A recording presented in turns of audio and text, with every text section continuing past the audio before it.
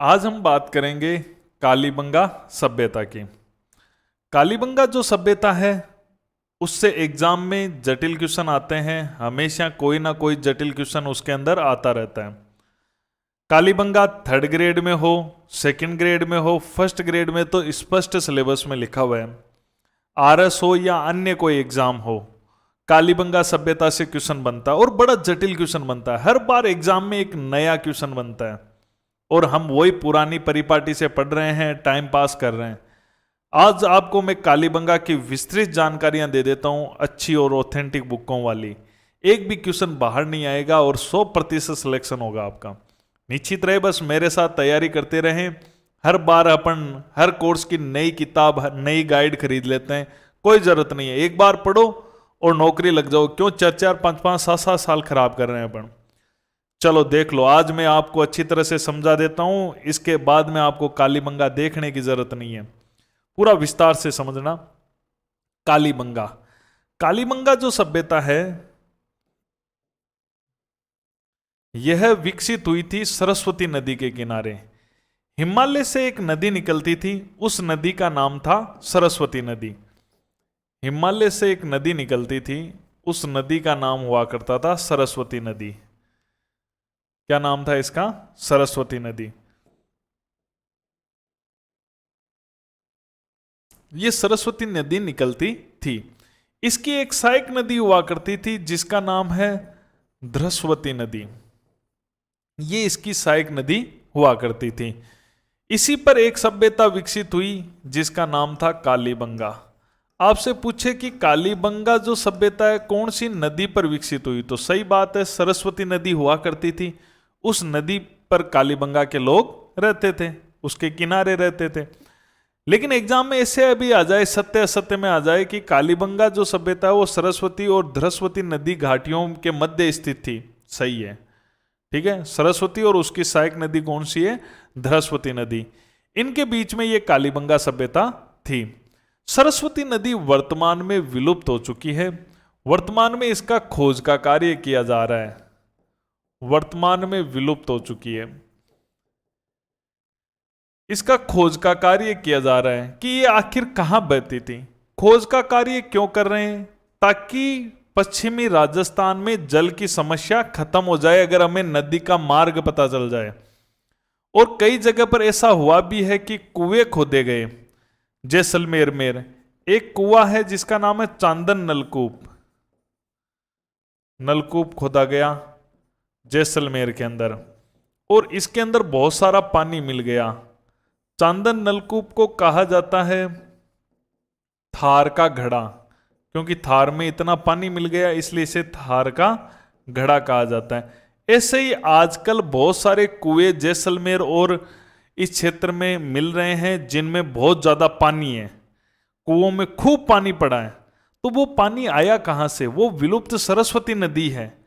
तो इस पर एक विचार आया कि क्यों नहीं इस सरस्वती नदी के मार्ग का पता लग जाए, तो कहीं ना कहीं पश्चिमी राजस्थान में जो पानी की समस्या वो हल हो सकती है। तो सरस्वती नदी के बारे में पता लगाया जा रहा है। इस सरस्वती नदी वर्तमान में विलुप्त हो चुकी है। इसकी हमें जानकारी मिलती है ऋग्वेद में। सरस्वती नदी की ऋग्वेद की सबसे पवित्र नदी है, आर्यों की सबसे पवित्र नदी है। ऋग्वेद में इसको सबसे पवित्र नदी बताया गया आर्यों की।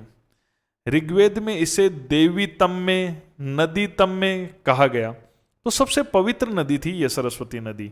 वर्तमान में नहीं है, वर्तमान में विलुप्त हो गई, इसके रास्ते का पता लगाया जा रहा है। इसी सरस्वती नदी पर कालीबंगा सभ्यता विकसित हुई थी। कालीबंगा के लोग सरस्वती नदी के किनारे रहते थे। इस सरस्वती नदी की जो खोज की, जो परिकल्पना की थी, वो एक अंग्रेज ने की थी 1893 में। सर्वप्रथम खोज का प्रयास, जो खोज का प्रयास किया था वो प्रयास एक अंग्रेज ने किया था 1893 में। एक अंग्रेजी इंजीनियर था 1893 में, एक अंग्रेज इंजीनियर, उसने सरस्वती नदी के मार्ग को खोजने का सर्वप्रथम प्रयास किया था। जिसका नाम था ओल्ड हेम। क्या नाम था? ओल्ड हेम। ओल्ड हेम ने इसका मार्ग खोजने का पहला प्रयास या परिकल्पना की थी। उसके बाद में एक अंग्रेज विद्वान और हुआ, उसने भी इसके लिए प्रयास किया और उसने एक इसके ऊपर पुस्तक भी लिखी सरस्वती नदी पर। इसका सर्वे करवाया उसने, और सर्वे करवाया, सर्वे किया या सर्वेक्षण किया, एक ही बात है। सर्वे सर्वेक्षण किया, योगदान दिया, एक ही बात है। ओरेल स्टाइन ने, क्या नाम था? Aurel Stine. ओरेल स्टाइन ने इसके जो है इसके खोज का प्रयास किया। स्टाइन, स्टेन, कुछ भी लिखा सकता है। इसने एक किताब लिखी, a survey work of ancient site along the lost Saraswati river. तो इस पुस्तक, इसकी खुद की पुस्तक है, इसकी पुस्तक का नाम है पुस्तक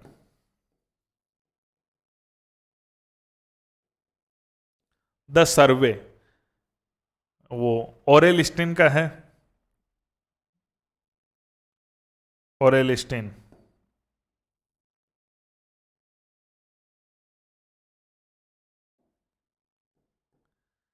ए सर्वे, सर्वे किया इसने, वहां पर पूरा ये कार्य किया और इसने एक पत्र जारी किया, एक शोध जारी किया, the survey work of अनसियंट।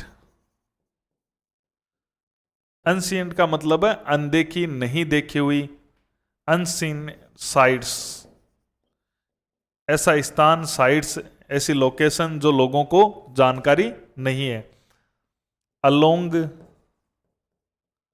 The lost Saraswati river. इसको टुकड़ों में याद करना है, और पूरा याद करने की, जैसे अब्बा सद्दा के एग्जामों में तो जरूरत है नहीं, आरएस मेन में पूरा ध्यान रखना है। A survey work of ancient sites along the lost, along the lost Saraswati river, ये इसकी पुस्तक है जो सरस्वती नदी पर है। इसके लिए देखो गवर्नमेंट ने भी प्रयास किया है, ऐसा नहीं है, गवर्नमेंट ने भी प्रयास किया है। और गवर्नमेंट ने एक कमेटी का गठन किया था, जिस कमेटी का नाम था KS वाडिया कमेटी। ध्यान रखना है,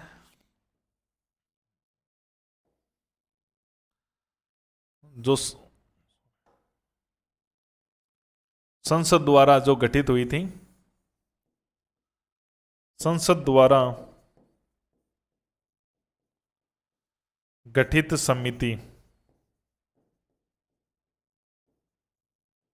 संसद ने उसको गठित किया था, उसका नाम था KS वाडिया, वाडिया समिति। ये प्रोफेसर हैं KS वाडिया।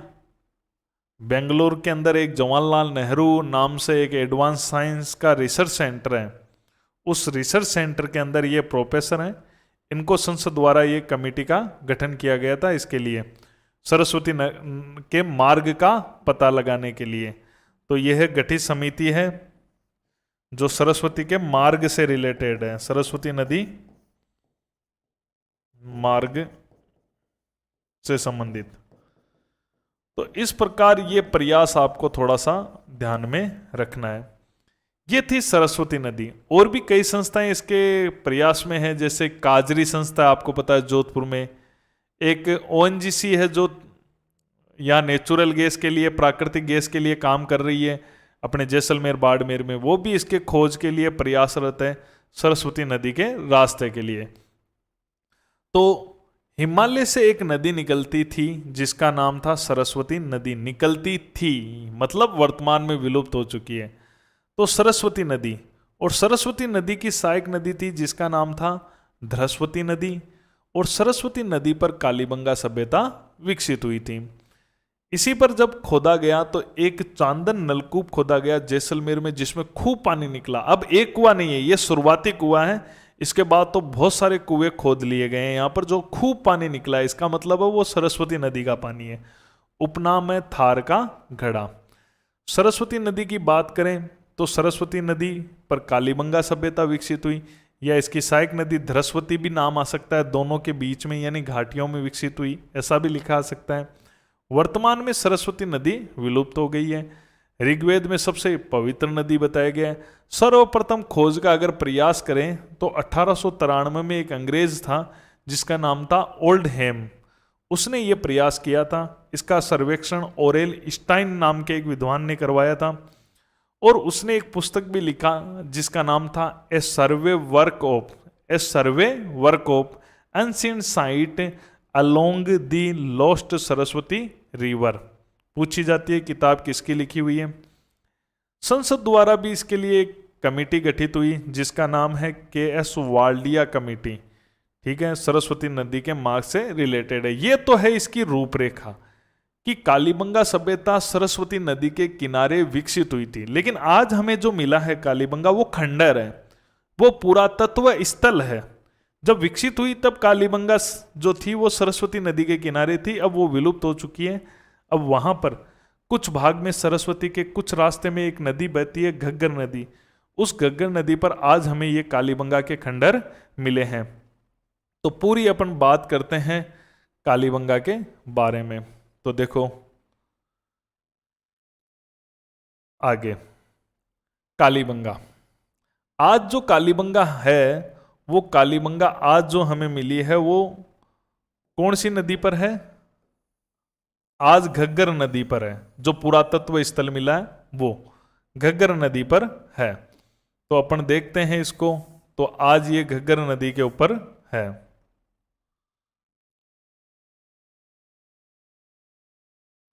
तो हिमालय से ही आज एक नदी आती है।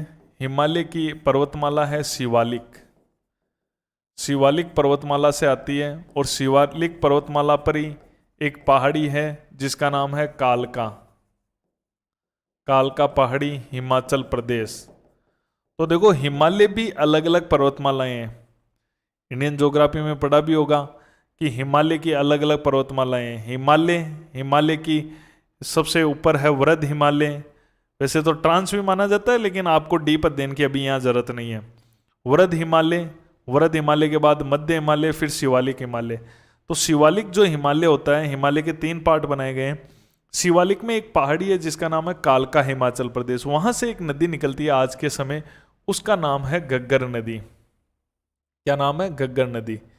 ये जब उफान पर होती है तब पाकिस्तान निकल जाती है, नहीं ये हनुमानगढ़ और आपके यहाँ पे गंगानगर के आसपास विलुप्त हो जाती है।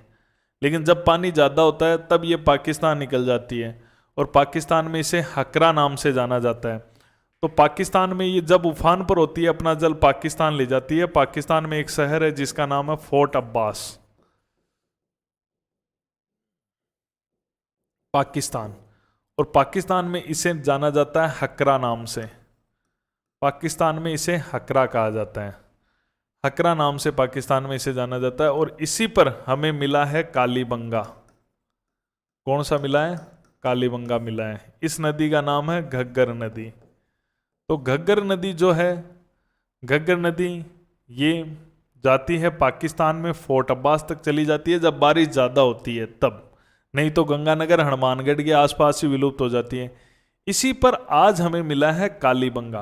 अब पुरातत्व स्थल मिला है, विकसित सरस्वती नदी के किनारे हुई थी, आज ये हमें घग्गर नदी के किनारे मिला है वर्तमान में। तो वर्तमान में यह है घग्गर नदी के किनारे है। वर्तमान में घग्गर नदी के किनारे। अब सत्य असत्यों की लाइनों में आजकल जटिल क्वेश्चन आते हैं, ठीक है, कि कौन से किनारे, क्योंकि प्रसिद्ध है, हर का नहीं पूछेंगे कि हर की नदी का किनारा देखें दाईं ओर है बाईं ओर है। इसका अच्छी तरह से पता होना चाहिए कि कालीबंगा घग्गर नदी के बाईं ओर स्थित है। घग्गर नदी के बाईं ओर स्थित है। देखो सबका बायां दायां नहीं देखना होता है, यही तो अपनी गलती होती है। किसी एक सभ्यता आ गया तो सबका देखने लग गए। अरे नहीं, केवल इसी का ही पूछा जाएगा। यही तो स्मार्ट स्टडी है। जो अच्छी बुक्स में लिखा हुआ वही चीजें, और जो प्रसिद्ध है उसका ही डीप आता है। बाईं ओर स्थित है ये कालीबंगा। जिला कौन सा है? जिला हनुमानगढ़ है। आज की बता रहा हूं, जो पुरातत्व स्थल मिला है, खंडर मिले हैं, जिला हनुमानगढ़ के अंदर है ये कालीबंगा। और कालीबंगा का जो शाब्दिक अर्थ है, इस शब्द का अर्थ, इसका शाब्दिक अर्थ है काले रंग की चूड़ियां, काले रंग की चूड़ियां। काली यानी काला और बंगा यानी चूड़ियां। ये जो पंजाबी बोली होती है ना, क्योंकि आपको पता है गंगानगर हनुमानगढ़ पंजाब टच है, तो वहां पंजाबी का प्रभाव देखने को मिलता है। तो यहां पर जो इसको कलाई होती है, इसको बंगा कहते हैं, बंग कहते हैं, बंग। और इन चूड़ियों को कहते हैं बंगा। तो बंग बंगा इनका चूड़ियों से रिलेटेड ही है। बंग मतलब कलाई हो गई, बंगा मतलब चूड़ी हो गई।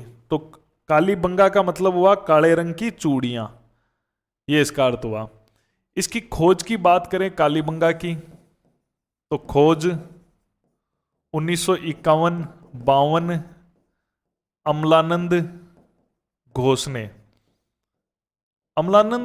ने इसकी खोज की है 1951-52 के अंदर। और अमलानंद घोष ने इसकी खोज की है, तो इसका मतलब है प्रथम उत्खननकर्ता यही है, प्रथम उत्खननकर्ता, प्रथम उत्खनन करता है, क्योंकि जो हमेशा खोज करता है वो ही प्रथम उत्खनन करता कहलाता है। अभी बताता हूं मैं आपको, एक एक चीजें ध्यान से सुनना एग्जाम में। फिर इसका उत्खनन विस्तृत रूप से जो उत्खनन हुआ है वो 1961-62 के आसपास हुआ है। एक तो बीबी लाल ने करवाया है, बीबी लाल, और एक करवाया है बीके थापर ने, बीके थापर। बीबी लाल और बीके थापर ने। बीबी लाल का मतलब है ब्रजबासी, पूरा नाम है ब्रजबासी लाल। और बीके थापर का नाम है, शॉर्ट में ज्यादा पूछता है एग्जामिनर, बाल कृष्ण थापर। तो इन्होंने इसका उत्खनन करवाया। बाद में इसके उत्खनन से एमडी खरे भी जुड़े, बाद में एमडी खरे, ये भी इसके उत्खनन से जुड़े हुए हैं। तो ध्यान रखना, आपसे पूछे उत्खनन करवाने वाले कौन थे, सब अपन पढ़ रहे हैं बीबी लाल और बीके थापर थे। लेकिन ऐसा पूछ ले प्रथम उत्खनन करता कौन है, अमलानंद घोष नाम दे देना, तो बीबी लाल वगैरह नहीं करना है, फिर आपको अमलानंद घोष ही करना है। क्योंकि एग्जामिनर ये कह रहा है प्रथम उत्खनन करता, भाई कोई खोज करता है तो थोड़ी बहुत तो खुदाई कराता ही है ना। तो अमलानंद घोष को प्रथम उत्खनन करता करना है, वो आपको ऑप्शन समझना है। वैसे खुदाई का कार्य इन्होंने करवाया है, विस्तृत रूप से इन्होंने करवाई है, लेकिन खोज करने वाला ही प्रथम उत्खनन करता कहलाता है। इस चीज को ध्यान में रखना है। एमडी खरे भी इसके उत्खनन से जुड़े हुए हैं, आपसे पूछें तो एमडी खरे। मैं ऑथेंटिक बात कर रहा हूं, ऑथेंटिक किताबों की बात कर रहा हूं, हिंदी ग्रंथ अकादमी की किताबों की बात कर रहा हूं। टेंशन मत लो, सिलेक्शन पक्का होने वाला है आपका। ये जो कालीबंगा है, ये कालीबंगा सिंधु घाटी सभ्यता का पार्ट है, सिंधु घाटी सभ्यता का अंग है, सभ्यता का एक केंद्र है। सिंधु घाटी सभ्यता यहां पर विकसित हुई थी, वही जो हड़प्पा शहर में देखने को मिली, मोहनजोदड़ो, लोथल, धोलावीरा, रंगपुर, रोजदी, कोटदीजी, चुंदड़ो, बनावली, मिथाटल, राखीगढ़ी, वो जहां आपको देखने को मिली वही सिंधु घाटी का ही शहर है। यानी ये साथ के लोग हैं, सिंधु घाटी का ही। उस समय जब ये शहर हुआ करते थे, हड़प्पा मोहनजोदड़ो, तभी कालीबंगा हुआ करते थे। विशेषताएं लगभग सेम है। सिंधु घाटी सभ्यता, सिंधु घाटी सभ्यता का दूसरा नाम है सिंधु सरस्वती सभ्यता, तो ये भी एक ही बात है। या एक और नाम है हड़प्पा सभ्यता। सिंधु घाटी सभ्यता को हड़प्पा सभ्यता इसलिए कहते हैं क्योंकि सबसे पहले हड़प्पा की खोज हुई थी, इसलिए विद्वानों ने इसका नाम रख दिया हड़प्पा सभ्यता। तो हड़प्पा सभ्यता भी गलत नहीं होगा, ठीक है। सिंधु घाटी में सबसे पहले क्षेत्र हड़प्पा खोजा गया था, इसलिए पूरी सभ्यता का नाम ही हड़प्पा सभ्यता रख दिया गया है। तो आपसे पूछे राजस्थान में सिंधु घाटी का केंद्र बताऊं, आपसे पूछे सिंधु सरस्वती का केंद्र बताऊं, या आपसे पूछे हड़प्पा सभ्यता का केंद्र बताऊं, तो मेन केंद्र है राजस्थान की। अगर मैं बात करूं तो राजस्थान में मेन केंद्र है कालीबंगा, सबसे प्रमुख केंद्र है राजस्थान के अंदर। तो राजस्थान का सबसे प्रमुख है केंद्र तो है, और राजस्थान का सबसे प्रमुख है, क्योंकि राजस्थान में और भी हैं, बताऊंगा मैं एक एक बातें आपको। सबसे प्रमुख राजस्थान में सबसे मेन है ये, ठीक है। इसका महत्व इतना बताया गया है कि डॉक्टर दशरथ शर्मा ने तो यह तक कह दिया है कि सिंधु घाटी सभ्यता की यह तीसरी राजधानी थी। अगर आप सिंधु घाटी सभ्यता के दो प्रसिद्ध शहर हड़प्पा और मोहनजोदड़ो को मानो, तो ये मान के चलो कि तीसरा महत्व इसका है। ये डॉक्टर दशरथ शर्मा ने कहा है। तो कालीबंगा आप नीचे भी लिख सकते हो कि इसे सिंधु घाटी सभ्यता, सिंधु घाटी सभ्यता की तीसरी राजधानी कहा, कि तीसरी राजधानी कहा, तीसरी राजधानी कहा है डॉक्टर दशरथ शर्मा ने। ये क्वेश्चन आ चुका है एग्जाम के अंदर, और ये क्वेश्चन आया था कौन से एग्जाम के अंदर? दशरथ शर्मा, डॉक्टर दशरथ शर्मा। ये क्वेश्चन आया था सेकंड ग्रेड के एग्जाम में, और मैं आपको बता देता हूं कि इस पे संशय है। बाकी बीबी लाल ने भी कहा था ये चीज, तीसरी राजधानी। दोनों में से आए तो डॉक्टर दशरथ शर्मा ही करना, क्योंकि गवर्नमेंट ने मान भी रखा है डॉक्टर दशरथ शर्मा। आप किस आधार पे माना है, ठीक है, कि सिंधु घाटी सभ्यता को तीसरी राजधानी डॉक्टर दशरथ शर्मा ने कहा है। उसके अलावा बीबी लाल ने भी कहा है, इसकी जानकारी तो है। एच.डी. सांकलिया की एक किताब है जिसका नाम है pre history and proto history of India. H D. Sankalia भी उत्खनन करता हुए हैं, अपन आहड़ में इनकी बात भी करेंगे। एच.डी. सांकलिया, हसमुख धीरज लाल सांकलिया, इन्होंने एक किताब लिखी थी जिसका नाम है pre history and proto history of India. उस किताब के अंदर उन्होंने जिक्र किया है बीबी लाल का, कि बीबी लाल ने सिंधु घाटी को तीसरी राजधानी बताया है। जो भी है, डॉक्टर दशरथ शर्मा आ जाए तो वो कर देना, नहीं तो फिर 2 नंबर पे बीबी लाल आ जाए तो वो कर देना। बिल्कुल, ये सरस्वती नदी का, सिंधु घाटी सभ्यता का तो है ही है। सिंधु घाटी सभ्यता में जो सरस्वती नदी है उसका अगर आपसे पूछे कि सरस्वती नदी का, तो सरस्वती नदी का ये सबसे प्रमुख केंद्र है पूरे भारत में ही। सरस्वती नदी या सभ्यता का सबसे प्रमुख केंद्र है, सबसे प्रमुख केंद्र। देखो, सरस्वती नदी पर जितने भी केंद्र विकसित हुए हैं, हाँ भाई, इससे मेन हड़प्पा और मोहनजोदड़ो हैं, लेकिन हड़प्पा तो रावी नदी पर है और मोहनजोदड़ो सिंधु नदी पर है। अगर मैं बात करूं कि सिंधु घाटी सभ्यता के अंदर भी अगर कोई सरस्वती नदी का सबसे बड़ा केंद्र भारत में उभर कर आया, तो वो सबसे प्रमुख केंद्र उभर कर आया, वो कालीबंगा था। सिंधु घाटी में जहां इसको मैं तीसरा बड़ा महत्व दे रहा हूं, उसी प्रकार से अगर मैं सरस्वती नदी में इसको दूं, तो इसको मैं दूंगा कि यह सरस्वती नदी का प्रमुख केंद्र था। साइज के हिसाब से देखो, साइज एक अलग चीज है और महत्व अलग चीज है। जैसे हड़प्पा, मोहनजोदड़ो, कालीबंगा का महत्व जबरदस्त है। ऐसा नहीं है कि कालीबंगा है वो नाप में जो चौड़ाई है उसमें जो है कालीबंगा बड़ा केंद्र है, ऐसा कुछ नहीं है। तो अभी जितनी भी बातें हैं, एक एक बातें मैं क्लियर करूंगा, तुम तो बस ध्यान से देखते रहो। सरस्वती नदी का प्रमुख केंद्र है। उसके अलावा जो संस्कृत साहित्य है हमारे, ठीक है, इसके नीचे आप तो ऐसे लिखते रहना, जो हमारे संस्कृत साहित्य हैं, संस्कृत साहित्य में भी सरस्वती नदी क्षेत्र को बहुत धन्यदायक कहा गया है।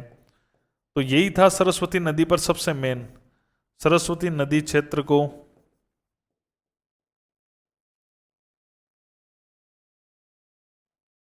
बहु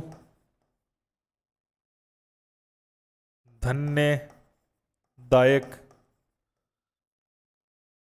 कहा गया है। तो यही क्षेत्र है बहुत धन्यदायक, क्योंकि सरस्वती नदी क्षेत्र को संस्कृत साहित्यों में बहुत धन्यदायक कहा गया है। तो बहुत धन्यदायक जो कहा गया, तो ये भी बहुत धन्यदायक हो गया अपने आप ही, क्योंकि ये सरस्वती नदी पर था, धन्यदायक। तो एक बार रिवीजन करा देता हूं, फिर देखो। हिमालय से शिवालिक पर्वतमाला और उसकी कालका पहाड़ी, उससे एक नदी निकलती है आज, जिसका नाम है घग्गर। पहले सरस्वती नदी बहती थी, आज उसकी जगह घग्गर नदी। उसी पर हमें कालीबंगा मिला है। ये आगे जाती है, पाकिस्तान में चली जाती है, पाकिस्तान में फोर्ट अब्बास पाकिस्तान तक जाती है, तो पाकिस्तान में इस घग्गर नदी को हकरा कहा जाता है। इसी पर कौन सी सभ्यता विकसित हुई? कालीबंगा सभ्यता।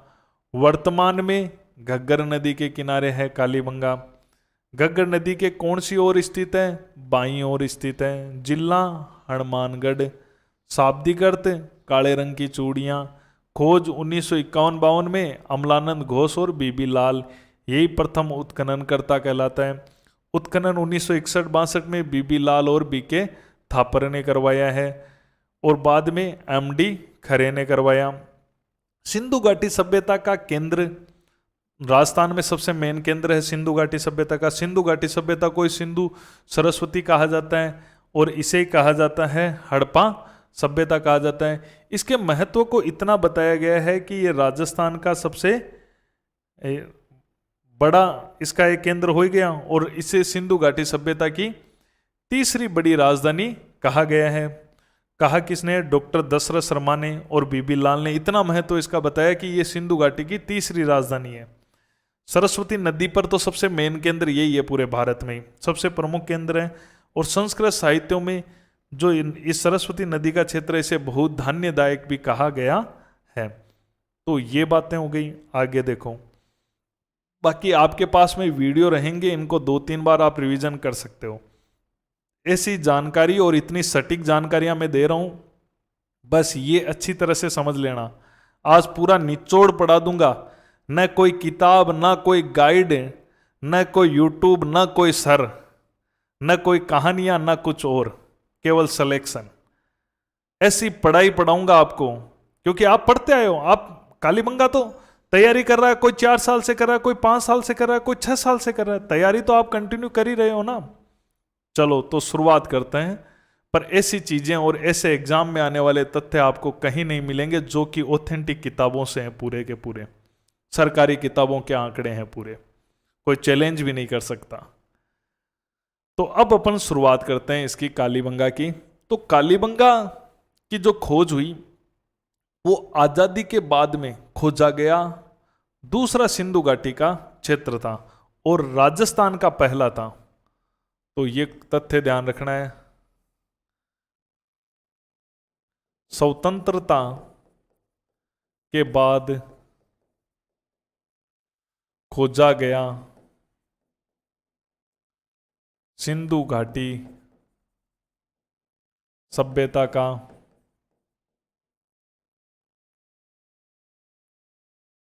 दूसरा स्थल था, स्वतंत्रता के बाद खोजा गया।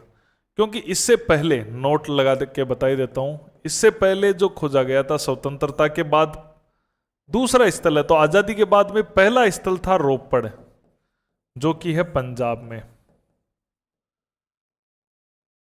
अगर आपको राजस्थान का पूछे ना, स्वतंत्रता के बाद खोजा गया सिंधु घाटी सभ्यता का ये दूसरा स्थल था। भारत की बात कर रहा हूं मैं, स्वतंत्रता के बाद भारत में, ठीक है, भारत में।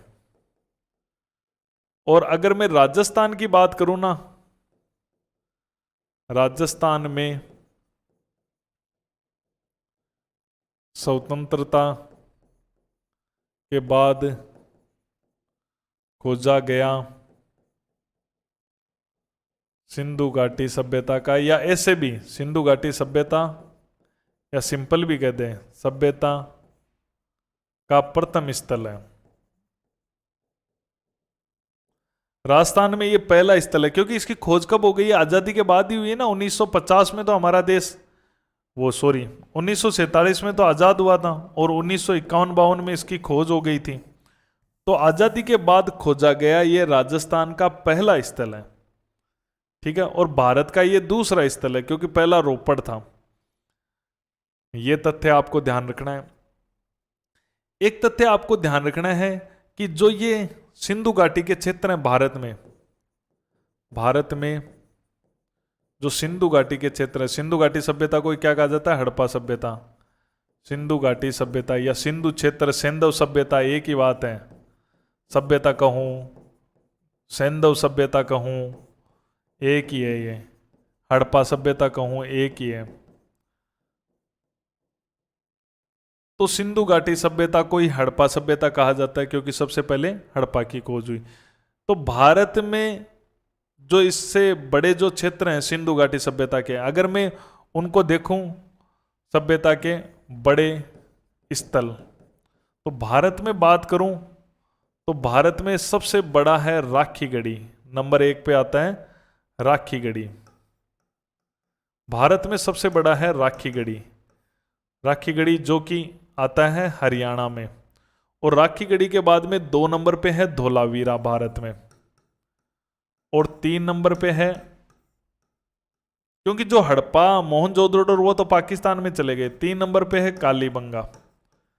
तो तीसरा बड़ा स्थल है कालीबंगा, तीसरा बड़ा है। राखीगढ़ी सबसे बड़ा है पूरे भारत में सिंधु घाटी सभ्यता में। अब अपन यहां की बात करते हैं, तो यहां की जो बसावट थी वो समांतर चतुर्भुज के समान है। बसावट, तो बसावट कैसी है? समांतर चतुर्भुज के समान, समांतर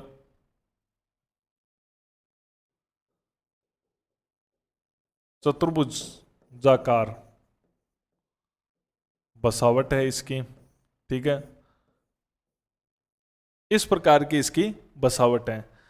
अब अपन बात करते हैं कि कालीबंगा के अंदर हमें खुदाई के अंदर कौन कौन से क्षेत्र मिले, क्या स्थितियां हैं, उसको अभी अच्छी तरह से आपको समझना है।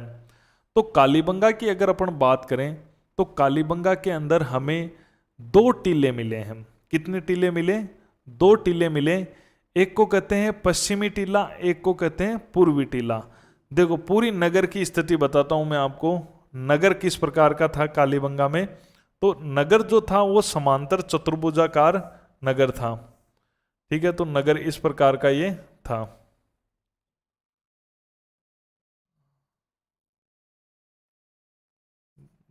समांतर चतुर्भुजाकार। चलो देखो ऐसा ये कालीबंगा का आकार है। कालीबंगा में हमें मिले हैं 2 टीले। एक तो जो पश्चिमी टीला है वो पश्चिम में मिला है, ये 2 टीले हैं। इधर मिला है, इसे नाम दिया गया है पश्चिमी टीला। क्या नाम दिया गया है? पश्चिमी टीला। और इधर जो टीला मिला है उसे नाम दिया गया है पूर्वी टीला। क्या नाम दिया गया है? पूर्वी टीला। क्योंकि जो पश्चिम दिशा में है उसका नाम पश्चिमी, इधर पूर्वी टीला है। पश्चिमी टीला है उसके 2 पार्ट हैं। कितने पार्ट हैं? 2 पार्ट हैं। और पूर्वी टीला है उसका एक ही पार्ट है, वो है नगर टीला। इसके अंदर हमें दुर्ग मिला है। पश्चिमी टीले में क्या मिला है? दुर्ग मिला है। तो इसमें दुर्ग है और इसके अंदर नगर है, तो ये तो कहलाता है दुर्ग टीला या गड्डी टीला। दुर्ग को क्या कहते हैं? गड्डी। और ये कहलाता है नगर टीला। इस नगर टीले के अंदर तो अपन विस्तार से पढ़ेंगे कि नगर टीले के अंदर क्या क्या चीजें मिली हैं। पश्चिमी टीले के अंदर भी 2 टीले मिले हैं, इसलिए 3 टीले हो गए वैसे तो, क्योंकि इसके अंदर 2 भाग अलग अलग मिले हैं। इस भाग में क्या है? इस भाग में तो एक छोटी बस्ती मिली है, ठीक है, जो दुर्ग के अंदर की बस्ती है, जो भी मकान। इसमें हमें धार्मिक स्थल मिला है। धार्मिक स्थल क्या मिला है? एक चबूतरा मिला है। एक चबूतरा मिला है, उस चबूतरे के ऊपर जैसे यहां सीढ़ियां लगी हुई है, तो पहली बार सीढ़ी के साक्ष्य भी हैं। यहां पे ईंटों की सीढ़ियां बनी हुई है इस धार्मिक स्थल के ऊपर जाने के लिए। और धार्मिक स्थल पर जाने के बाद में यहां पर धार्मिक स्थल पर जाने के बाद में यहां पर 7 अग्निवेदियां हैं, हवन कुंड है। इस चबूतरे के ऊपर यज्ञ करवाते थे। तो इस प्रकार से यहां पर 7 अग्निवेदियां मिली है और ये बस्ती मिली है।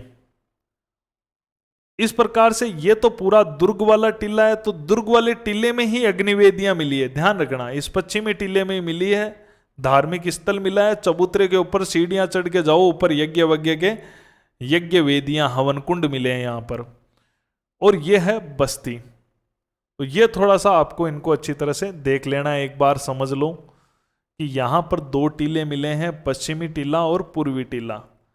पश्चिमी टीले में दो चीजें मिली है, दो टीले मिले हैं, एक में बस्ती मिली है, जो भी किले के अंदर महल वगैरह जो भी रहने के स्थान थे वो, और धार्मिक स्थल मिला है। ये चबूतरे पे मिला है, इस पे सीढ़ियां बनी हुई है और इस पे अग्निवेदियां भी है। ये बस्ती है। इधर तो इतना ही पढ़ना, कोई ज्यादा नहीं है। अभी इसकी अध्ययन करेंगे पश्चिमी टीले का, फिर अपन अध्ययन करेंगे पूर्वी टीले का। तो पूर्वी टीला तो मेन है क्योंकि इसमें नगर मिला है। तो अब एक एक टीले के बारे में अपन अध्ययन करते हैं। तो देखो, नंबर 1,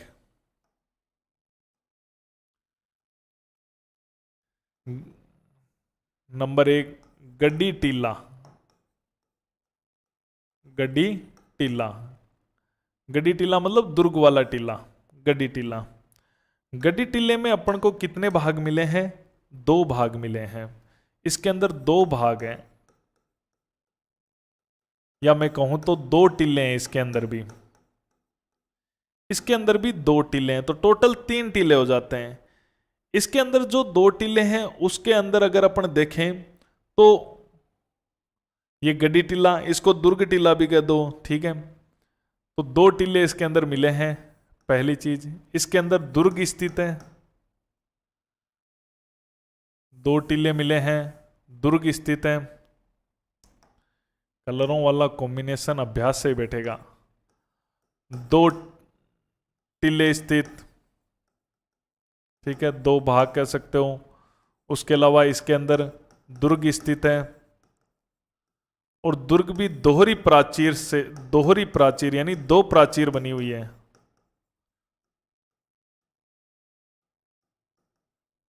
दोहरी प्राचीर मिली है यहां पे। दोहरी प्राचीर का मतलब क्या हुआ देखो, क्योंकि एक बार तो देखो इन्होंने यहां पे इसको संकलित किया है। कैसे? आप कहोगे सर ये कैसे हुआ? देखो, एक तो इन्होंने ये इनकी बस्ती, और फिर एक ये दीवार,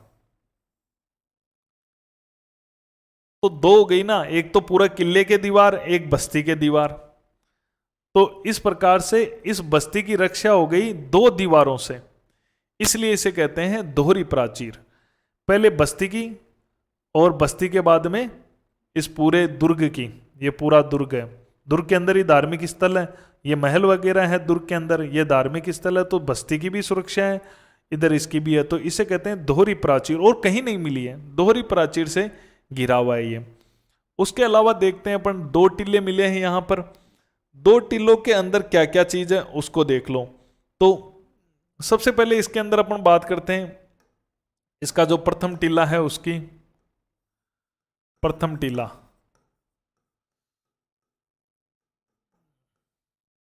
इसका जो प्रथम टीला है जो ऊंचे चबूतरे पर स्थित है, ऊंचा चबूतरा, ऊंचे चबूतरे हैं, ठीक है, ऊंचे चबूतरे हैं, चबूतरा है, ठीक है, ऊंचा चबूतरा है। ऊंचे चबूतरे पर क्या है? धार्मिक अनुष्ठान के लिए स्थान है, धार्मिक अनुष्ठान स्थल है, अनुष्ठान करते थे, अनुष्ठान स्थल है। और यहां पर क्या, ऊंचे चबूतरे पर जाने के लिए सीढ़ियां मिली है। ये भी तो एक जानकारियां हैं। घरों में तो सीढ़ियां थी नहीं, ऊपर जाने के लिए सीढ़ियां बनी हुई थी। और इसी के ऊपर क्या, ऊंचे चबूतरे पर क्या है? 7 अग्निवेदियां हैं। अग्निवेदियां हवन कुंड करवाते थे। ये किले की बातें पढ़ रहे हैं अपन। अग्निवेदियां हैं, 7 अग्निवेदियां। अग्निवेदियां यानी हवन कुंड जिसमें यज्ञ करवाए जाते हैं। जो अपन भी घरों में यज्ञ करवाते हैं तो जो अग्निवेदी होती है जिसमें आहुति दी जाती है। और हवन कुंड मिले, और उन हवन कुंडों में 7 हवन कुंडों के अंदर तो कुछ हवन कुंडों में हड्डियां भी मिली है। हड्डियां मिली तो कहीं ना कहीं ये बलि देने के प्रमाण है कि यहाँ के लोग हैं वो, कालीबंगा के लोग हैं वो बलि भी देते थे। एक तो हमें प्रमाण मिल गया कि ये अग्नि की पूजा करते थे, और बलि देने के प्रमाण हमें अग्निवेदियों में हड्डियां मिलने से पता चल रहा है।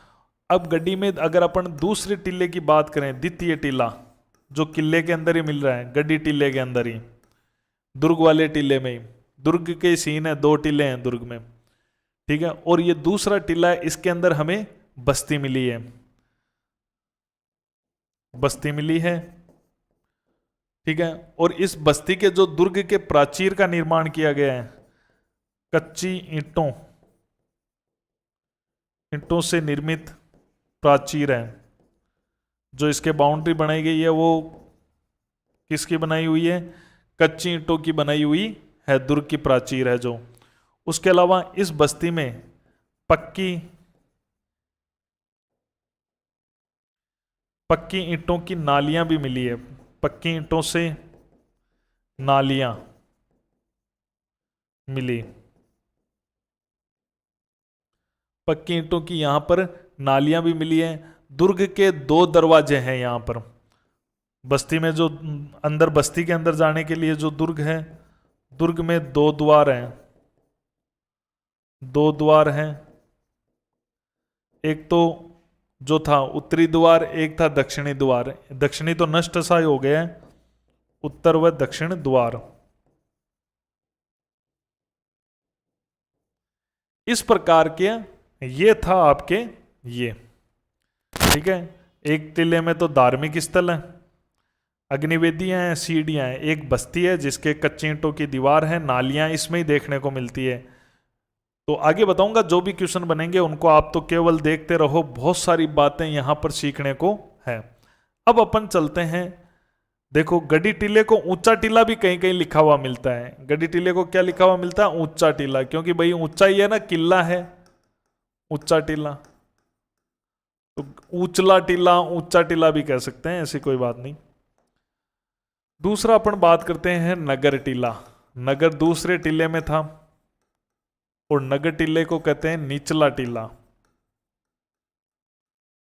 पूरी स्टोरी अब यहीं से शुरू होती है, इसको ढंग से आपको समझना होगा। देखो यहां पर खास बात क्या थी कि यहां पर जो नगर था, नगर भी दुर्गीकृत था। यह है आपका नगर, नगर के भी दीवारें थी प्राचीर। यह सिंधु घाटी सभ्यता का सबसे महत्वपूर्ण क्वेश्चन है कि सिंधु घाटी सभ्यता में हम चले गए हड़प्पा देखने, मोहनजोदड़ो, लोथल, धोलावीरा, लेकिन सब जगह किले तो मिले, किले तो मिले, दीवारें थी किलों के, हर जगह 2 टीले मिले, किलों के दीवारें थी, तभी तो किला कहा गया उसे। नगर के दीवारें कहीं नहीं थी, यहां पर नगर के भी दीवारें हैं। ये वेरी इंपॉर्टेंट बात है कि यहां का नगर भी दुर्गीकृत था, जो कि सिंधु घाटी सभ्यता में न हड़प्पा में न था, न मोहनजोदड़ो में, न लोथल में। ये एक इसकी स्पेशल विशेषता है। तो एग्जाम के लिए बड़ा इंपॉर्टेंट क्वेश्चन है कि यहां नगर भी दुर्गीकृत था, नगर के भी परकोटा बना हुआ था, नगर के भी दीवार बनी हुई थी, नगर के भी प्राचीर बनी हुई थी। तो ये चीज आपको ध्यान में रखनी है। तो अब इसके अंदर देखो तो नगर कैसा था, नगर दुर्गीकृत था। नगर कैसा था, दुर्गीकृत। नगर था दुर्गीकृत। दुर्गीकृत को मैं ऐसे भी लिख सकता हूं कि प्राचीर युक्त, एग्जामिनर ऐसे भी लिख सकता है, प्राचीर मतलब दीवार। या मैं ऐसे भी लिख सकता हूं परकोटा बना हुआ था, परकोटा भी बाहर की दीवार को ही कहते हैं। तो नगर जो था वो दुर्गीकृत था, प्राचीर युक्त था, परकोटा युक्त था। नगर की यह विशेषता थी। नगर बहुत सुव्यवस्थित था, सुनियोजित नगरीय व्यवस्था। सुनियोजित नगर था। सुनियोजित का मतलब है इतना व्यवस्थित था यह नगर कि सड़कें हैं वो एक दूसरे को चौराहे पे काटती थी। हर सड़क है वो एक दूसरे को चौराहे पर काटती थी। तो सड़कें चौराहे पर काटती, या मैं ऐसे भी कह सकता हूं कि सड़कें हैं वो समकोण पर काटती थी। हर सड़क आती और चौराहे पर काटती थी। तो मैं ये भी कह सकता हूं कि समकोण बनाती थी, समकोण पर काटती थी, समकोण पर काटती थी। चौराया कहो या समकोण कह दो, उस पे काटती थी हर सड़क। हर सड़क इस पे काटती थी। इस पद्धति को कहा जाता है ग्रिड पद्धति। ग्रिड का मतलब होता है जाल। जैसे आपने कभी ज्योग्राफी में पढ़ा होगा कि अक्षांश रेखाएं और देशांतर रेखाएं जो ग्लोब पर एक दूसरे को काटती हुई प्रतीत होती है तो जाल सा बनता है, तो इसे ग्रिड कहा जाता है।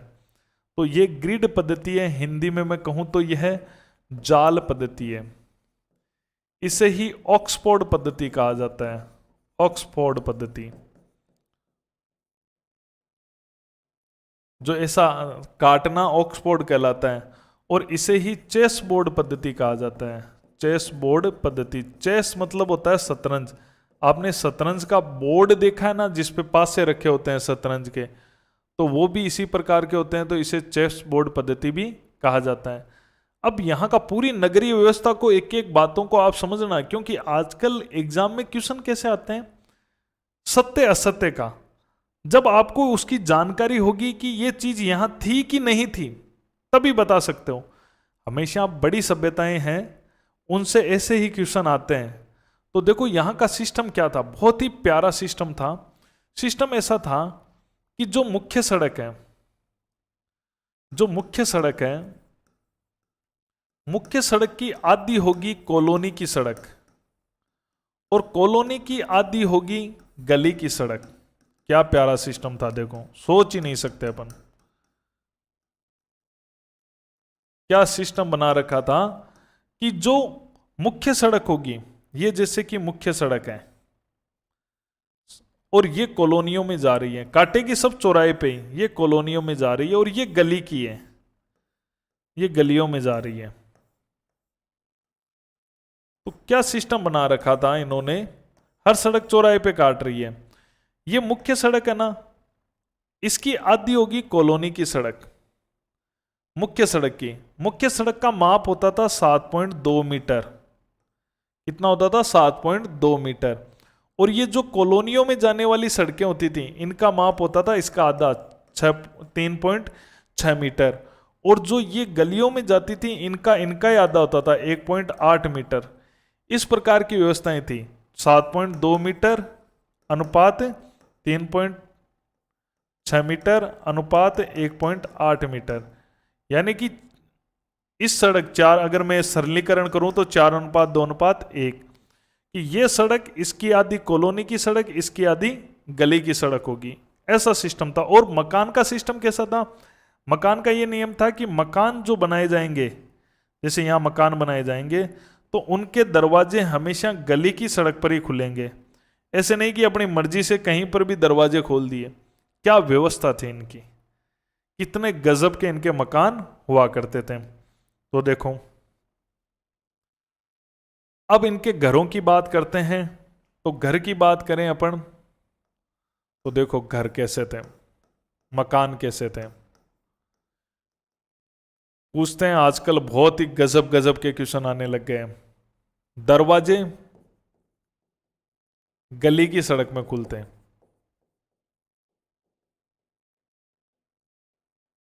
एग्जामिनर आपको गलत क्या देगा कि दरवाजे मुख्य सड़क पर खुलते थे, तो गलत हो गई ना लाइन। यही तो है, एग्जाम में आपको हर चीज इसकी पढ़ के जानी पड़ेगी। क्योंकि देखो सिंधु घाटी सभ्यता जब पढ़ते हैं इंडियन हिस्ट्री के अंदर, तब वहां पर हम देखते हैं कि सिंधु घाटी सभ्यता में दरवाजे गली में खुलते हैं। लेकिन एक स्थान ऐसा है गुजरात में, लोथल, वहां पे दरवाजे कहाँ खुलते हैं, मुख्य सड़क पर खुलते हैं। तो इसलिए थोड़ा सा ध्यान होना चाहिए कि हर जगह जो है वो दरवाजे गली में खुलते हैं। अब अगर यहाँ पे अगर घरों की बात करें, तो यहाँ पर प्रारंभ में कच्ची ईंटों से मकान बने थे। प्रारंभ में कच्ची ईंटों से निर्मित, पहले जो मकान निर्मित हुए थे वो कच्ची ईंटों से हुए थे। ये सभ्यता बहुत पुरानी है। सिंधु घाटी सभ्यता के साथ की तो है ही, हम पढ़ ही रहे हैं, ये सिंधु घाटी का पार्ट है। लेकिन सिंधु घाटी के लोगों से भी ये पहले विकसित हो गई थी। तो यहां पर 5 स्तर की खुदाई हुई है। तो नीचे की खुदाई में हमें पता चला है कि कच्ची ईंटें भी यहां पर काम में लेते थे मकान बनाने में। इसलिए इसे दीनहीन बस्ती भी कहा जाता है। इसके कारण से इसका उपनाम क्या पड़ गया है, कच्ची ईंटों के मकान होने के कारण से दीनहीन बस्ती।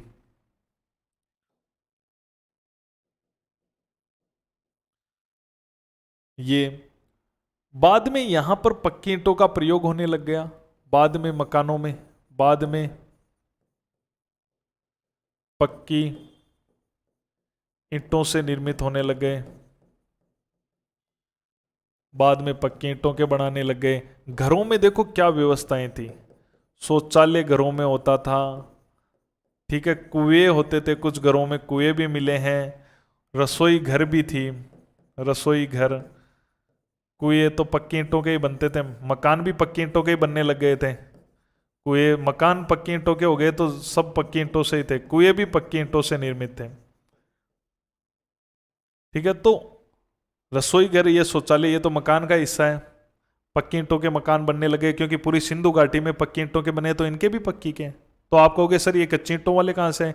ये पहले, जब ये सिंधु घाटी सभ्यता से पहले बसी थी तब कच्ची ईंटों के पुराने मकान, जब खुदाई में नीचे और बस्ती, पुरानी बस्ती मिली है, वो कच्ची ईंटों की है।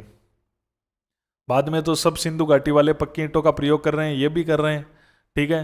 शौचालय देखो क्या व्यवस्थाएं थी, इन लोग शौचालय, अभी हमारी सरकारें 12-12 हजार रुपए दे के शौचालय बना रही है कि शौचालय बना लो, घर में शौचालय बना लो, और हमारे पूर्वज किस प्रकार के थे आप कल्पना कीजिए। शौचालय, रसोई घर, कुएं घरों में स्थित हुआ करते थे।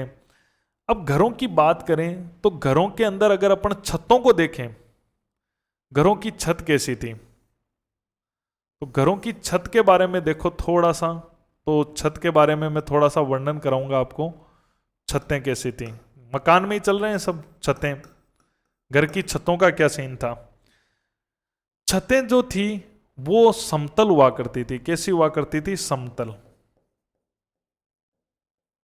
एकदम घर ज्यादा ऐसे नहीं था कि पूरे ऐसे थे, थोड़ी बहुत ढलान थी, बाकी समतल ही थी छतें। इसका मतलब कोई ज्यादा बारिश तो नहीं होती थी वहां पर, समतल थी, ठीक है।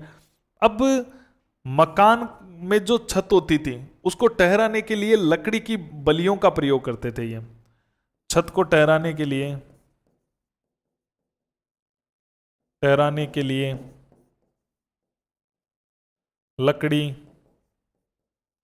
की बल्लियां या टुकड़े लिखे आ सकते हैं, बल्लियों, बल्लियों का प्रयोग, बल्लियों मतलब टुकड़े, जैसे ये छत ठहरानी है, ये मकान है, तो यहां पे पहले लकड़ी के है वो लगा दिए जाते थे, लकड़ी से ठहराते थे छतों को, जैसे ये झोंपड़ी है, ठीक है, मकान है इनका, तो यहाँ पे पहले लकड़ी के वो लगाते थे, ठीक है। इनके ऊपर क्या करते थे, फिर यहाँ पर मिट्टी का लेप लगा देते थे, मिट्टी से इसको ढक, मिट्टी के ही बनाते थे, ठीक है।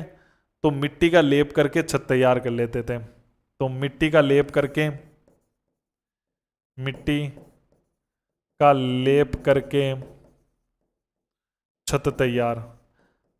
अब एग्जामिनर आपके लिए क्या देगा, देखो एग्जामिनर आपको कहां फंसाएगा, एग्जामिनर आपको कहेगा कि कालीबंगा के लोग हैं वो मकान बनाने के लिए केलू का प्रयोग करते थे, तो ये गलत हो गया, कोई केलू नहीं जमाते थे वो, ठीक है। केलू जो होते हैं ना, मिट्टी को पकाकर बनाए जाते हैं केलू, जो अपने दक्षिणी राजस्थान में तो खूब काम में लेते हैं केलू, उनको जमा देते हैं, फिर ईंट की तरह होते हैं, उनको ऊपर जमा देते हैं, तो केलू का प्रयोग नहीं होता था, यहां तो मिट्टी का लेप से ही छत तैयार करते थे, तो ध्यान रखना नोट, ठीक है, कि छत में केलू का प्रयोग नहीं, ये एकदम हमें दे देगा, केलू या केवलू का प्रयोग नहीं था, मिट्टी का लेप, लकड़ियां लगाई, लकड़ियां लगाकर और मिट्टी का लेप कर देते थे।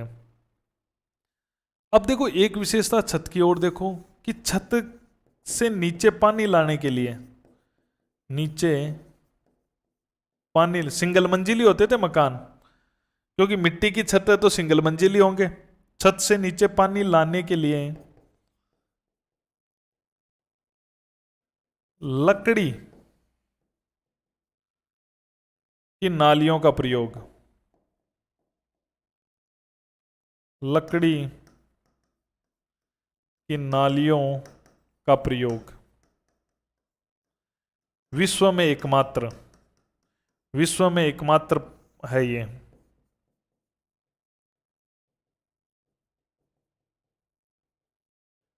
विश्व में एकमात्र प्रमाण है ये कि यहां पर जैसे छत है ना, अब छत पे तो समतल छत है तो पानी भरा जाएगा, तो अपन भी क्या करते हैं, छतों से नीचे नाले लाते हैं। इन्होंने नाले किसके काम में लिए हैं, लकड़ी के। दुनिया में एकमात्र सभ्यता है जिसने लकड़ी के नाले प्रयोग में लिए हैं, लकड़ी की नालियां प्रयोग में ली है। ध्यान रखना, लकड़ी की नालियां इन्होंने जमीन में यूज में नहीं ली है, छत से नीचे पानी लाने के लिए की है। तो विश्व में एकमात्र उदाहरण देखने को मिलता है जहां लकड़ी की नालियों का प्रयोग हुआ है। यह छत की बात हो गई। अब अगर अपन बात करें यहां पर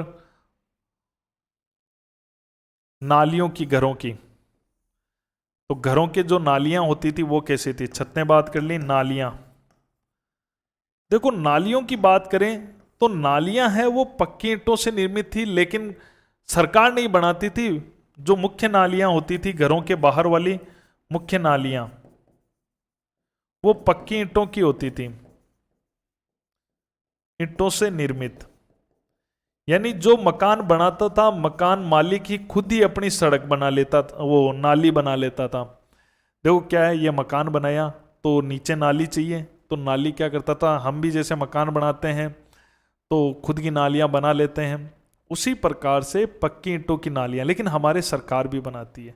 यहां पर ऐसी व्यवस्था नहीं थी। हां, एक बड़ा इंपॉर्टेंट फैक्ट है, सिंधु घाटी सभ्यता में नालियां कच्ची ईंटों की होती थी।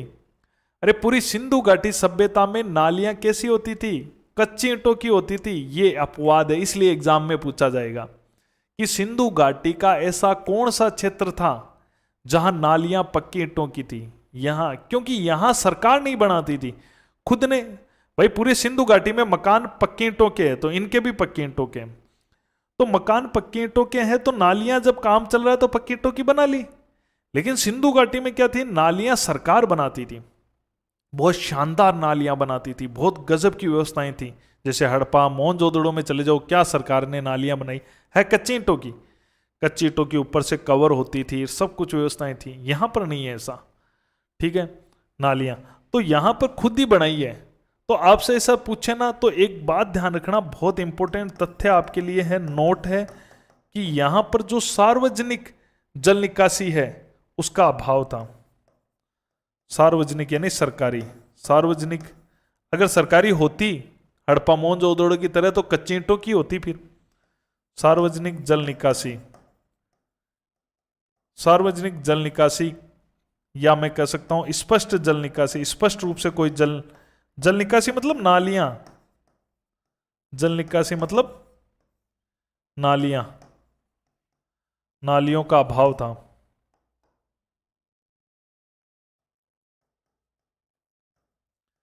कहने का मतलब है, देखो इस घर वाले ने क्या किया, अपनी नाली बना ली, इस घर वाले ने क्या किया, अपनी नाली बना ली, ठीक है, लेकिन सार्वजनिक नहीं है। यानी ये नाली का पानी जाता, इस पानी का नाली का पानी जाता, यहां पे जुड़ता, फिर शहर की ये नाली आती, ये नाली आती, फिर ये नाली जा रही है, ये नाली आती, ये नाली आती। तो ये है पूरी स्पष्ट जल निकासी योजना नालियों की। ऐसी योजना आपको मोहनजोदड़ो हड़प्पा में मिल जाती है, लेकिन यहां पर ऐसी कोई व्यवस्था नहीं मिलती, क्योंकि एक दूसरे को जोड़ेगी कैसे जब सरकारी नहीं है तो, ठीक है। तो ये चीज आपको थोड़ी ध्यान में रखनी है, क्योंकि देखो ये सिंधु घाटी का पार्ट है, लेकिन एग्जामिनर कहां फंसाने का प्रयास करेगा कि जो चीज सिंधु घाटी से अलग है, तो अलग की क्या है, एक तो अलग है कि नालियां यहां पे पक्की ईंटों की थी जो कि वहां पर कच्ची ईंटों की थी, ठीक है। और उसके अलावा लकड़ी की नालियां दुनिया में केवल कालीबंगा को छोड़कर कहीं प्रयोग में नहीं हुई है, पूरी दुनिया में। तो सिंधु घाटी में कहीं नहीं हुई, पूरी दुनिया में कहीं नहीं हुई है, ठीक है। ये चीज हो गई, तो ये भी यहां पर अपन को देखने को मिलता है। अब देखो इसकी विशेषताएं देखते हैं। तो यह जो है आद्य ऐतिहासिक काल की सभ्यता है कालीबंगा। ये आद्य ऐतिहासिक काल क्या होता है, आद्य ऐतिहासिक काल की ये सभ्यता है। आद्य ऐतिहासिक काल क्या होता है कि इसकी हमें लिखित जानकारी तो मिली है लेकिन अपठनीय है। आद्य ऐतिहासिक काल की सभ्यता है ये, यहां की सभ्यता। ठीक है, ये सभ्यता जो है आदि ऐतिहासिक काल की है। अब आप कहोगे सर आदि ऐतिहासिक काल क्या होता है? आदि ऐतिहासिक काल उसे कहते हैं जिसकी लिखित जानकारी मिली है किंतु अपठनीय है। यानी कि लिखा हुआ तो मिल गया है, लिखित जानकारी तो है, मिली है, लिखा हुआ मिल गया, लेकिन अपठनीय, हम उसको पढ़ नहीं पा रहे हैं। अपठनीय क्यों नहीं पढ़ पा रहे हैं? क्योंकि हमें लिपि की जानकारी नहीं है कि वो कौन सी लिपि में लिखी हुई है। लिपि नहीं पढ़ पा रहे हैं, लिपि की जानकारी नहीं। लिपि कैसी है? एक लिपि का अलग अलग प्रकार होता है। तो यहां पर जो लिपि है वो चित्राक्षर लिपि है, कुछ चित्र बना रखे हैं उन्होंने, इसका प्रयोग किया उन्होंने। जैसे अभी लिपि चल रही है ना, जिसको आप पढ़ रहे हो अभी, ये वर्णाक्षर लिपि है। मैं वर्ण लिख रहा हूं, क ग ग है। अंग्रेजी पढ़ रहे हो तो ABCD, वो भी वर्ण है। तो अभी जो लिपियां चल रही है उसे वर्णाक्षर लिपि कहते हैं। और जो चित्रों के माध्यम से, जैसे कि यहां ऐसा बना दिया, फिर एक लोगो ऐसा आ गया, फिर एक इस प्रकार आ गया, फिर एक मछली की आकृति आ गई, ठीक है, मछली की आकृति आ गई इस प्रकार। तो ये क्या है? चित्राक्षर लिपि होती है। और ये लिपि यहां पर काम में ली गई है। इस लिपि को हम समझ नहीं पा रहे हैं कि आखिर वो क्या कहना चाहते हैं। और लिपि में एक चीज हमें देखने को यह भी मिली कि लिपि में ओवरलिपिंग का प्रयोग है। लिपि की ओवरलिपिंग की गई है। ओवरलिपिंग, ये यहां पर देखा गया कि लिपि की ओवरलिपिंग की गई है। ओवरलिपिंग किसे कहते हैं? ओवरलिपिंग का मतलब होता है कि एक के ऊपर दूसरा अक्षर आ जाना, एक दूसरे पर अक्षर आ जाना, एक दूसरे पर अक्षर। यानी कि ये लिखने का इनका जो तरीका था वो तरीका ऐसा था कि ये जो है वो दाएं से बाएं, बाएं से दाएं ऐसे लिखी जाती थी। तो ये दाएं से बाएं लिखी जाती थी और फिर लिपि बाएं से दाएं लिखते थे, तो फिर उल्टा लिखना शुरू करते थे। तो एक के ऊपर एक अक्षर चिपक भी जाते थे, चढ़ भी जाते थे। ठीक है, तो इससे एक आइडिया लगाया गया है। और इस लिपि को पढ़ नहीं पा रहे हैं, लिपि की कोई जानकारी नहीं है, कोई द्विभाषीय अभिलेख भी हमें नहीं मिला है, इसलिए भी हम लिपि पढ़ने में असफल हुए हैं। अगर हमें कोई ऐसा अभिलेख मिल जाता जिसको अपन पढ़ लेते हैं, दो लिपियों में लिखा हुआ, तो मजा आ जाता। जैसे अशोक के कुछ अभिलेख ऐसे हैं जो भाई खरोष्टी ब्राह्मी दोनों में हैं, तो अपन ब्राह्मी पढ़ के खरोष्टी की समझ जाते कि ये अक्षर कहना क्या चाहते हैं। तो कहीं ना कहीं हम असफल हुए। इस सिंधु घाटी सभ्यता में पूरी में यही लिपि चल रही थी। ये सिंधु घाटी का ही तो अंग है, तो सिंधु घाटी में भी हम लिपि नहीं पढ़ पाए। यहाँ तो फिर वही लिपि यहाँ चल रही है, सिंधु घाटी का ही पार्ट है। जैसे आपको पता है इसी के समय एक सभ्यता हुआ करती थी इराक में, जिसका नाम था मेसोपोटामिया की सभ्यता। मेसोपोटामिया की सभ्यता को आज हम बहुत कुछ जान चुके हैं क्योंकि उसकी लिपि पढ़ ली गई है, लेकिन इसकी लिपि अभी तक नहीं पढ़ी गई है। इसकी लिपि कैसी थी? इसकी लिपि थी जो दाएं से बाएं और बाएं से दाएं लिखी जाती थी। तो इसकी लिपि ऐसी थी कि पहली लाइन है वो दाएं से बाएं लिखी जाती थी। तो इसकी दाएं से बाएं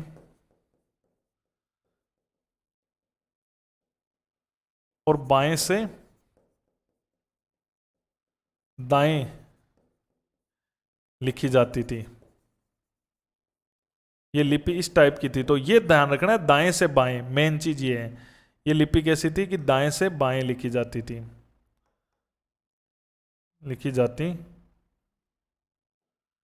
थी। तो ये लिपि थोड़ी सी अलग टाइप की लिपि थी, इसलिए अपन इसको पढ़ नहीं पाए।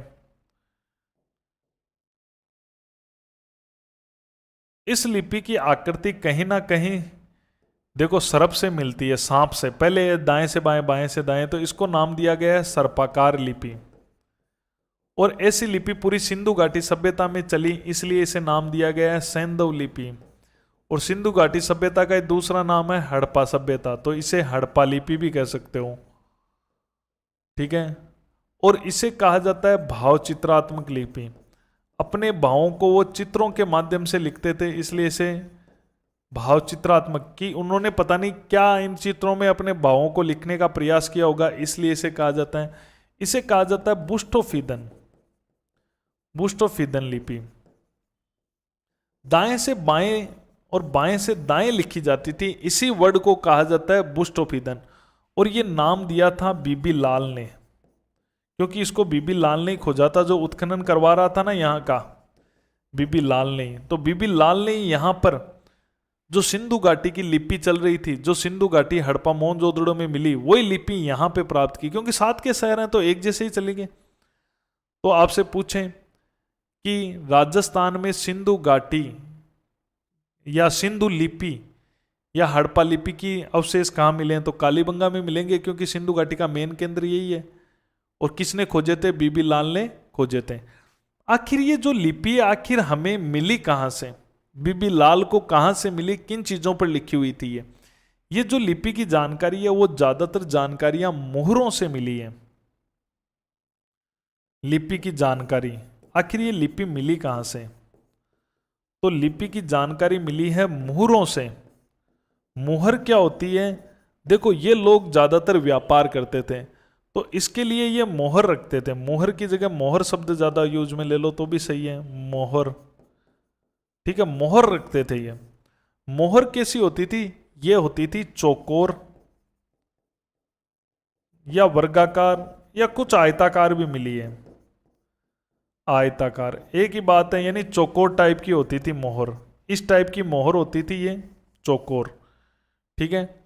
और इस मोहर पर कुछ निशान लगे हुए होते थे। ये एक तरह से इन व्यापारियों की पहचान थी। जैसे व्यापारी आज भी अपनी सील लगाते हैं, दुकान की मोहर लगाते हैं, कुछ उसमें चिन्ह होता है, कुछ लोगो होता है, वही लोगो यहाँ पर इनके पास होता था। बस ये चीज होती है मोहर। ये मोहर किसकी बनती थी? तो ये मोहर बनती थी सेल खड़ी पत्थर की। ध्यान रखना, आपसे पूछ भी सकते हैं सेल खड़ी पत्थर की मोहर कहां से मिली, सेल खड़ी या स्टेटाइड की बनी हुई होती थी।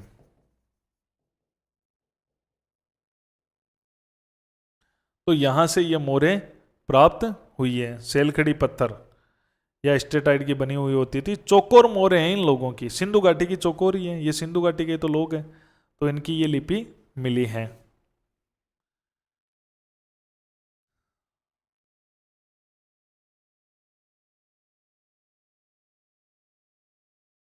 तो भारत में स्वतंत्रता के बाद खोजा गया सिंधु घाटी का दूसरा स्थल है, पहला रोपड़ है। भारत में दूसरा स्थल है ये। राजस्थान में स्वतंत्रता के बाद खोजा गया ये पहला स्थल है। भारत में ये सिंधु घाटी जो सभ्यता है उसका तीसरा बड़ा है। पहला राखीगढ़ी है, दूसरा धोलावीरा है, तीसरा कालीबंगा है। बसावट है वो समांतर चतुर्भुजाकार है। और अगर बात करें इसके अंदर तो टीले कितने मिले हैं? यहां टीले मिले हैं दो, मुख्य रूप से दो टीले मिले हैं, एक पश्चिमी टीला और एक पूर्वी टीला। पश्चिमी जो टीला है उसके अंदर एक बस्ती यानी जो किले वाला है और धार्मिक स्थल मिला है। धार्मिक स्थल वाले टीले में क्या था? एक धार्मिक स्थल मिल गया, 7 अग्निवेदियां मिल गई और सीढ़ियां मिल गई। और इसमें बस्ती राजा के जो भी मंत्रीगण है उनके निवास स्थान होंगे। ये दुर्ग टीला है। और इसकी खास बात देखो, दोहरी दीवार है, 1 और 2 दोहरी प्राचीर है। और खास बात देखो, नगर भी कैसा था? दुर्गीकृत था, इसके भी दीवार होती थी। ऐसा सिंधु घाटी सभ्यता में कहीं पर भी नहीं मिला है कि नगर भी दुर्गीकृत हो। हाँ, दुर्ग तो भाई दुर्गीकृत होगा, परकोटा होगा, ये तो किले की विशेषता ही है। लेकिन यहां पर अपन को यह भी दुर्गीकृत मिला है, जो है नगर भी दुर्गीकृत मिला है। आकृति समांतर चतुर्भुज है पूरी कालीबंगा की, ठीक है। अब आगे देखो, गड्डी टीला बता चुका हूं, ऊंचा टीला, गड्डी टीला ऊंचा टीला होता है, ठीक है। और 2 टीले यहां स्थित हैं, 2 टीले यहां पर स्थित हैं। एक बार मैं कैमरे को थोड़ा सा फोकस करता हूं, ठीक है, ताकि आपको ऊपर वाला भी दिखाई दे जाए, ठीक है। गड्डी टीला ऊंचा टीला, 2 टीले मिले इसमें, दुर्ग स्थित है, दोहरी प्राचीर से घिरा हुआ है। प्रथम टीला ऊंचा चबूतरा है, धार्मिक अनुष्ठान स्थल है, उस पे चबूतरे पे सीढ़ियां बनी है, उसमें 7 अग्निवेदियां, हवन कुंड है, उनमें हड्डियां मिली है जो बलि देने का प्रमाण है। द्वितीय टीला है जिसमें बस्ती मिली है, कच्ची ईंटों से निर्मित प्राचीर मिली है बस्ती के, कच्ची ईंटों की। पक्की ईंटों की नालियां तो यहाँ पक्की ईंटों की थी। दुर्ग में द्वार उत्तर और दक्षिण, दक्षिण नष्ट हो चुका है, कोई खास बात नहीं। नगर टीला या निचला टीला, ये बड़ा महत्वपूर्ण है, चीजों को समझो। नगर दुर्गीकृत जो कहीं पर भी नहीं था, प्राचीर युक्त या परकोटा युक्त, कुछ भी कहते, दीवार युक्त। सुनियोजित नगर व्यवस्था थी, गजब की व्यवस्था थी। सड़कें एक दूसरे को चौराहे पर काटती थी, समकोण पर काटती थी। इसे ग्रिड पद्धति, जाल पद्धति, ऑक्सफोर्ड पद्धति या चेस बोर्ड पद्धति कहते हैं। ठीक है। मुख्य सड़क, उसकी आदि कॉलोनी की सड़क, उसकी आदि गली की सड़क। मुख्य सड़क का जहां नाप 7.2 मीटर था, कॉलोनी का 3.6 मीटर था, गली का 1.8 मीटर था। और ये इस प्रकार की सड़कें होती थी, मुख्य, कॉलोनी की और गली। अब घरों की बात करते हैं तो दरवाजे एकदम छाया चित्र बना लो कि आप इस सभ्यता के अंदर घूम रहे हो। जब तक छाया चित्र नहीं बनाओगे, जब तक सोचोगे नहीं, तब तक भूल जाओगे कि हाँ इस प्रकार के मकान होते थे, इस प्रकार के चीजें होती थी। तो दरवाजे गली की सड़क में खुलते हैं। प्रारंभ में कच्ची ईंटों से निर्मित। उपनाम दीनहीन बस्ती, कच्ची ईंटें भी मिली है, मैंने कहा ना प्रारंभ में, क्योंकि यहां पहले लोग बस चुके थे और वो नष्ट हो चुके थे। उसके बाद में सिंधु घाटी के साथ बसे थे। तो पुराने जो लोग थे वो तो कच्ची ईंटों के मकानों में रहते थे। इसे दीनहीन बस्ती कहा जाता है। बाद में पक्की ईंटों की, जब सिंधु घाटी के साथ चले तब पक्की ईंटों के ही चले। शौचालय, कुएं, रसोई घर वगैरह भी मिले। कुएं भी मिले तो वो पक्की ईंटों से थे, क्योंकि मकानों के साथ सब पक्की ईंटों का ही निर्माण हो रहा है। छतें समतल होती थी और छत को ठहराने के लिए लकड़ी की बल्लियों का प्रयोग करते थे और उस पर फिर मिट्टी का लेप करके छत तैयार करते थे। छत में कोई केलुकार प्रयोग नहीं होता था, मिट्टी के लेप से तैयार होती थी। छत से नीचे पानी लाने के लिए लकड़ी की नालियों का प्रयोग। छत से नीचे पानी लाने के लिए लकड़ी की नालियों का प्रयोग, जो विश्व में एकमात्र है। नालियां, मुख्य नालियां पक्की ईंटों से निर्मित। सार्वजनिक जल निकासी, स्पष्ट जल निकासी, नालियों का यहां पर क्या था, अभाव था। सार्वजनिक नहीं थी, खुद ही बनाओ पक्की ईंटों की, क्योंकि कालीबंगा में तो पक्की ईंटों की खुद ही बनानी पड़ रही है, सार्वजनिक है नहीं। लेकिन हड़प्पा मोहनजोदड़ो हमने देखा तो वहां नालियां कच्ची ईंटों की है। ये स्पष्ट ध्यान रखना, इंडियन हिस्ट्री वाले बच्चे अच्छी तरह से ध्यान रखना कि सिंधु सभ्यता में नालियां कच्ची ईंटों की है, केवल कालीबंगा को छोड़कर। इन्होंने पक्की बनाई है। यहाँ सार्वजनिक जल निकासी का अभाव है, नहीं है सार्वजनिक। होती तो सरकार कच्ची ईंटों की बनाती। ठीक है। आद्य ऐतिहासिक काल की सभ्यता है। आद्य ऐतिहासिक काल का मतलब होता है कि लिखा हुआ तो मिल जाता है, लेकिन उसको अगर हम पढ़ नहीं पाए तो वो कहलाता है आद्य ऐतिहासिक काल। ऐसा ही यहाँ हुआ है, लिखित जानकारी लिखा हुआ मिल गया, लेकिन अपठनीय है, उसको पढ़ नहीं पा रहे हैं। क्यों? क्योंकि लिपि की जानकारी नहीं है। लिपि में क्या है, चित्राक्षर लिपि का प्रयोग किया गया है, चित्रों के माध्यम से। जैसे मैं अभी वर्णाक्षर लिपि का प्रयोग कर रहा हूँ। जैसे कई सभ्यताएं ऐसी थी जिसमें किलाक्षर लिपि का उपयोग किया गया था। अलग अलग लिपियां। लिपि की ओवरलिपिंग, एक दूसरे पर अक्षर आ गए जिससे पता चल रहा है कि ये दाएं से बाएं और बाएं से दाएं लिखी जाती थी। तो पहले आपसे पूछे ये लिपि कैसे लिखी जाती, दाएं से बाएं या बाएं से दाएं? तो आपको दाएं से बाएं करना है, पहली लाइन को सही मानना है। दाएं से बाएं लिखी जाती थी, ऐसे लिख के, ऐसे लिख के, ऐसे लिख के। तो ये कैसा सर्प की आकृति बन गई। तो यहां की लिपि को आप सर्पाकार कर दो, कोई बात नहीं। सेंधव लिपि क्यों कहते हैं? क्योंकि ऐसी ही लिपि पूरी सिंधु घाटी सभ्यता में मिली, इसलिए इसके पूरे का नाम सेंधव लिपि है या हड़प्पा लिपि है। और इसे ही कहा जाता है भाव चित्रात्मक, क्योंकि अपने भावों को वो चित्रों के माध्यम से बताने का प्रयास कर रहे थे। इसे बुस्टोफिदन कहा जाता है। बीबी लाल ने जब शब्दों की ओवरलिपिंग देखी, दाएं से बाएं और बाएं से दाएं का पता लगाया बीबी लाल ने, तब उसने एक वर्ड दिया जिसका अर्थ ही होता है बुस्टोफिदन, अंग्रेजी वर्ड है। लिपि की जानकारी, आखिर ये लिपि मिलती कहाँ थी? मोहर से।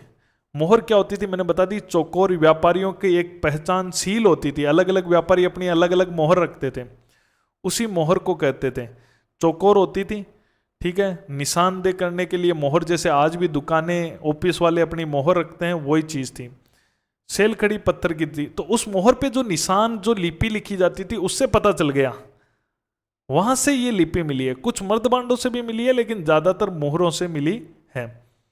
सेल खड़ी पत्थर की बनती थी। यहां आपसे पूछ से कि सेल खड़ी मोहर कहां मिली है, तो कालीबंगा से मिली है।